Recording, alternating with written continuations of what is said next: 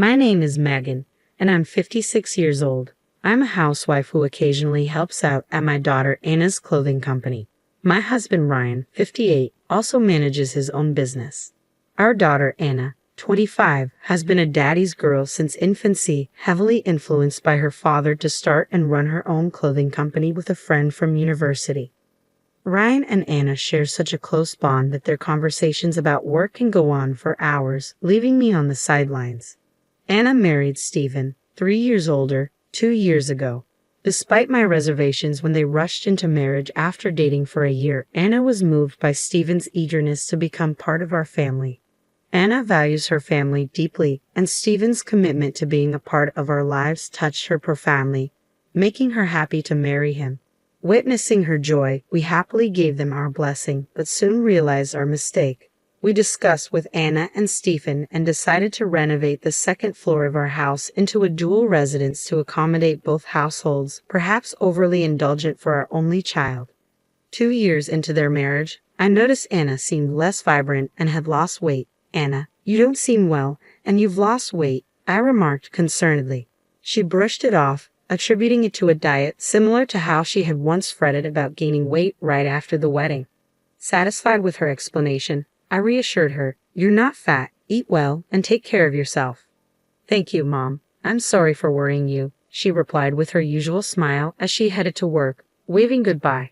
Her cheerful response eased my concerns, but an hour later, I received a call from the hospital informing me that Anna had been injured and was undergoing surgery. I immediately called Ryan, who rushed over from his nearby office, and together we hurried to the hospital. When I arrived, Anna was already in surgery. When I asked my husband about what had happened to Anna, he told me, apparently, she fell from the top of the stairs of the station. The diagnosis is a compression fracture of the lumbar vertebrae and a spinal cord injury. She might end up bedridden. Tears welled up in my eyes as I processed the news. "I regret letting her go to work this morning," I cried. This morning, Anna looked so thin and lacked energy. Maybe she was really struggling. If only I had stopped her from going to work, this wouldn't have happened.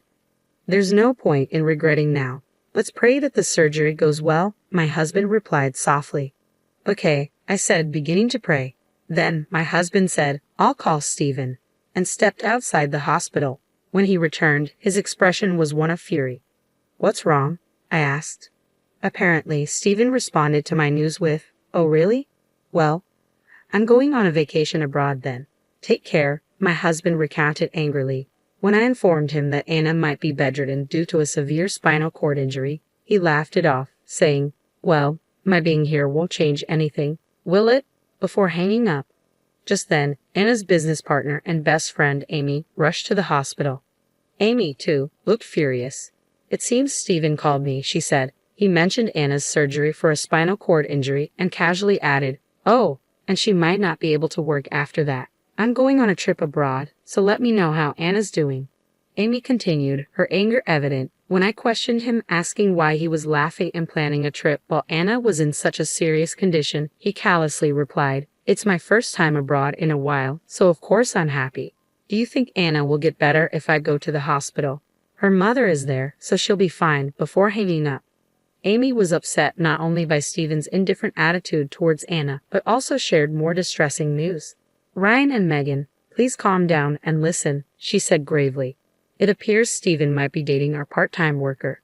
She's taken a week off starting today, possibly to go on that trip abroad with him." The revelation sunk us further into despair. When I asked if Stephen was cheating on Anna, it turned out Anna had been confiding in Amy about her suspicions for some time. Apparently, the part-time worker had developed feelings for Stephen when he came to pick up Anna from work. She pursued him, succeeded, and even boasted about it to other part-time workers. When one of them informed Anna, she began to worry deeply. It's possible Anna's distress over this contributed to her fall down the stairs. "I don't think I can ever forgive Stephen," I cried, overwhelmed with emotion. Trying to calm me down, my husband asked, "What are you planning to do? Are you going to confront him without any evidence?" Amy quietly intervened, saying, "There might be evidence." Anna hired a private investigator. She handed me a business card from her case. I placed the card in my wallet, then sat down on the sofa outside the operating room, praying fervently for Anna's safety. When the surgery light turned off, signaling that it was in progress. The tense silence between us three was palpable.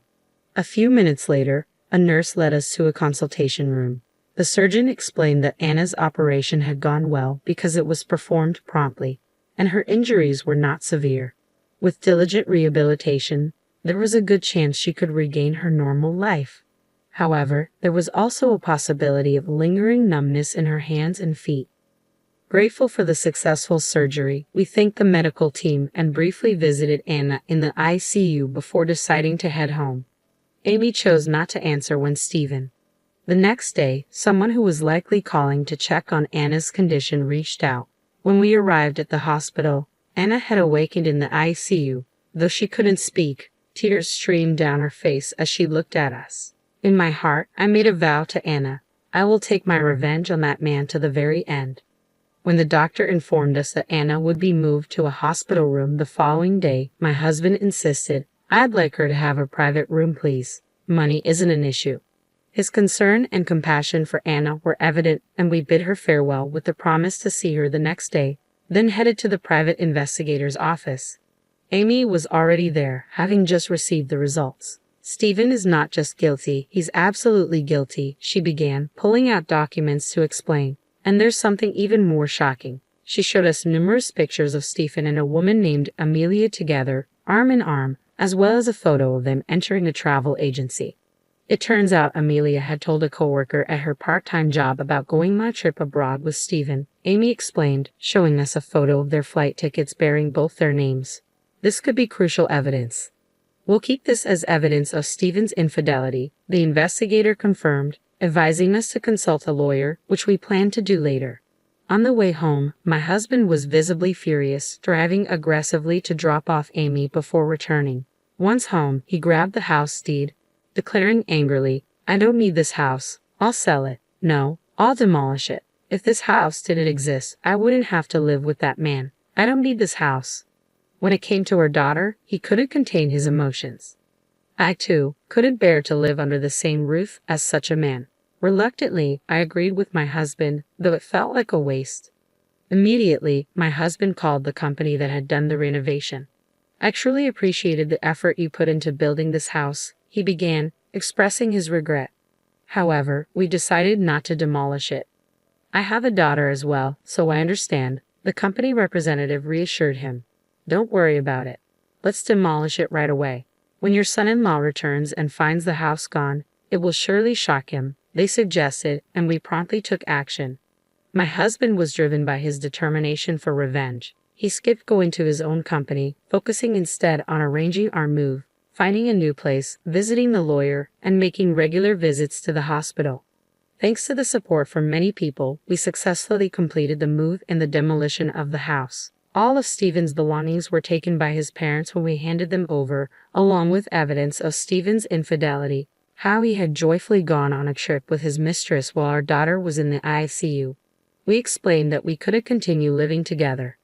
Stephen's parents were deeply apologetic and pleaded with us not to let Anna and Stephen divorce. However, when my husband asked them, "Would you say the same if it were Stephen's sister in my daughter's place?" they fell silent, unable to argue.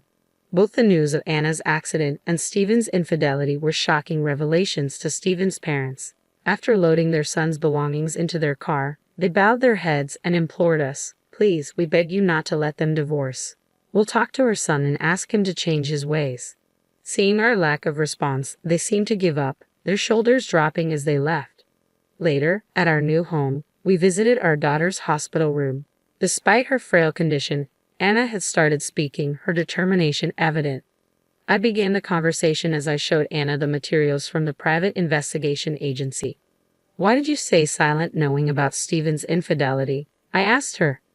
"I felt I needed to gather evidence before confronting him with divorce in mind," she replied. "Stephen is the type who would dodge and run if confronted about cheating."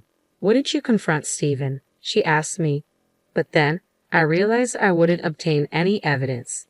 It was clear she had resolved to divorce him. "If only you had asked me not to confront him, I would have endured it. It hurts to think you were worrying about this all by yourself," my husband said, his face showing signs of tears as he held Anna's hand. Then he recounted how he had demolished the house, arranged our move, met with Stephen's parents and explained the situation before they picked up his belongings. Maybe my father-in-law is anxious thinking your company will stop doing business with them, he added. Dad, Mom, I'm sorry. Even though you renovated our home for me, I can't forgive him for choosing his mistress over me and my situation. I want to divorce him, Anna expressed firmly. All right, we'll tell the lawyer exactly that. Mom and I both support your decision to get a divorce, my husband assured her. Our next house will be a spacious high-rise condo, and your room will be just as large, he promised, gently patting our daughter's head. Finally, Anna managed a smile through her tears. When the hospital staff realized we were there, a doctor came to explain Anna's condition and the prognosis. Since the surgery was performed promptly, she should be able to return to her normal life after rehabilitation, the doctor informed us. While there's a slight possibility of numbness in her hand, it's unlikely, he added. Thank you so much, doctor. That's a relief, isn't it, Anna? You don't need to worry anymore while walking, I reassured her. Anna stunned us with her revelation. I didn't fall down the stairs because I was lost in thought. Someone pushed me. Shocked, we questioned her repeatedly, each time met with her firm insistence that she was telling the truth, her eyes serious. She described catching a glimpse of the culprit, a woman with blonde hair, but couldn't recall her face, only the sensation of being pushed with both hands. Upon hearing this, the doctor said, "It's my duty to report this to the police for investigation." We agreed to let him handle it, seeing how tired Anna looked. We promptly shared the new development with our lawyer after concluding our call. Shortly after Stephen called, I heard from my father. I'm coming home now. There seems to be a misunderstanding. Let's discuss it. If we clear things up, Anna and I won't need a divorce, he said, laughing as he spoke. I'm glad I answered the phone, I muttered after hanging up. Later that evening, Stephen called again. This time Ryan answered.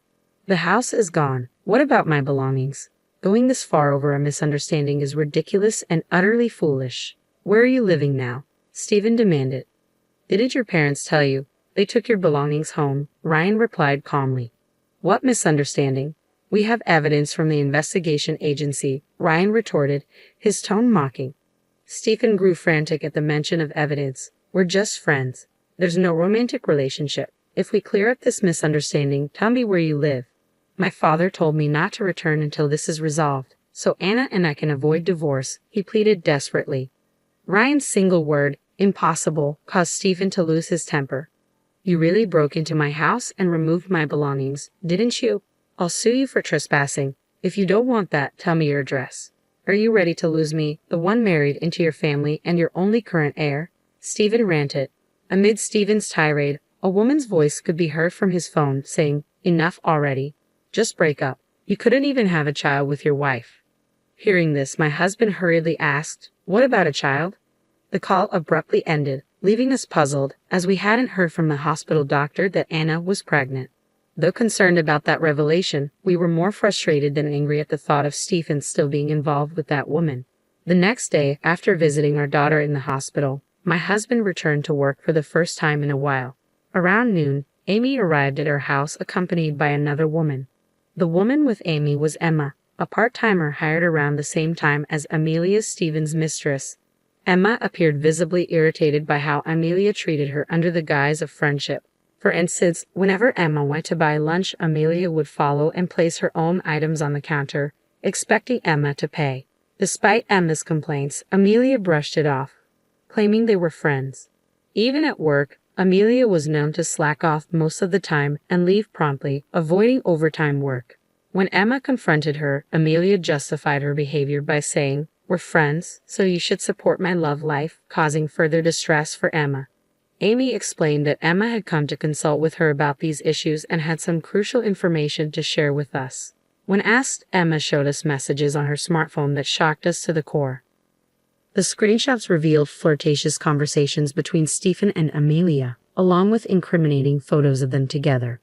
What stunned us the most was Amelia's confession. She admitted to pushing Anna down the stairs. Her motive was chillingly clear. Stephen had allegedly told Amelia that Anna might be pregnant due to a late period. Believing that Anna's pregnancy could bring Stephen back to her, Amelia decided to act. She was pleased that her plan succeeded, leading to Anna's hospitalization and cancellation of the trip. Emma spoke with conviction. I can't forgive her for trying to steal the CEO's husband and causing such chaos for her own convenience. It's horrifying, so I consulted with our vice CEO, Amy.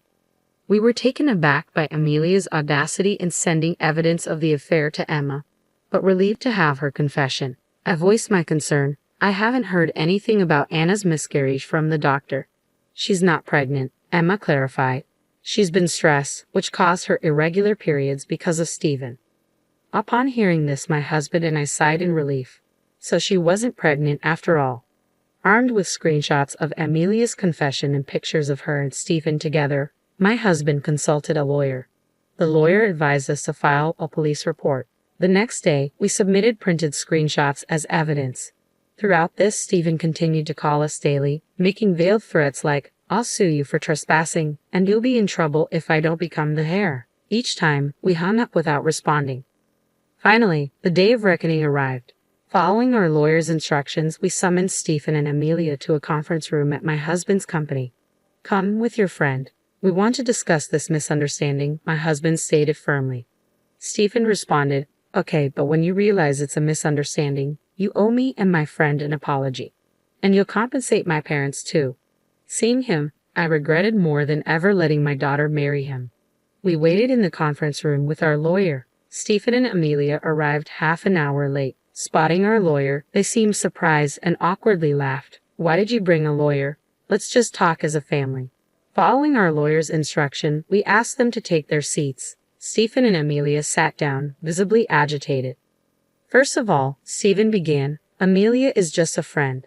I have no romantic feelings for her," Stephen insisted, while Amelia nodded beside him.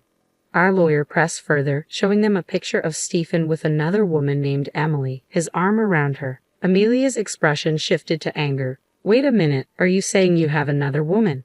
What's your relationship with her? Weren't you going to marry me once you took over the company?" she shouted at Stephen.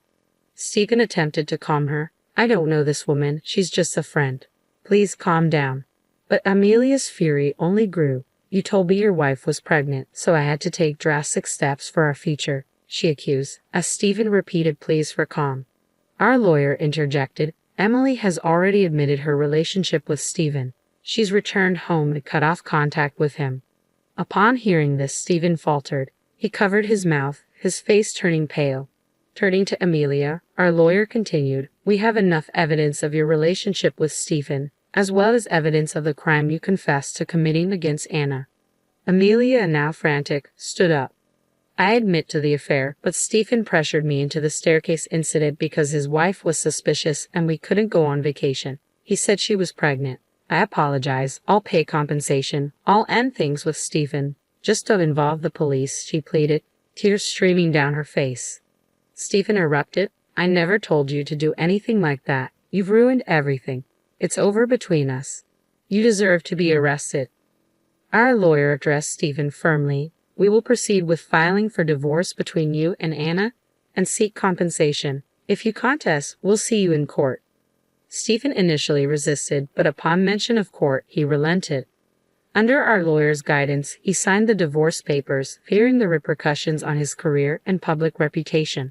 He agreed to pay $56,000 in compensation, a substantial sum considering Anna's temporary inability to work as CEO during her recovery. Amelia was later arrested, and she promptly paid the compensation by selling her parents' house and land. Rumors of Stephen's infidelity and involvement in Anna's injury spread at his workplace, stalling his career advancement.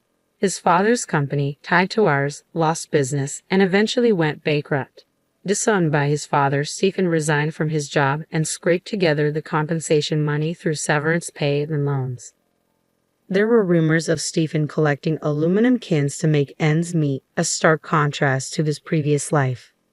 A year later, Anna returned to work after intensive rehabilitation, focusing on her health and career. "I don't need a boyfriend for a while," she declared, emphasizing her dedication. Emma, who had assisted us, joined Anna and Amy as a regular employee at their company. My husband continued working vigorously, driven by his motto, "Active for life," determined not to be outdone by our daughter's thriving business. In the end, the saga of revenge came at a high cost, but we remained resolved to support our daughter's company with all our efforts.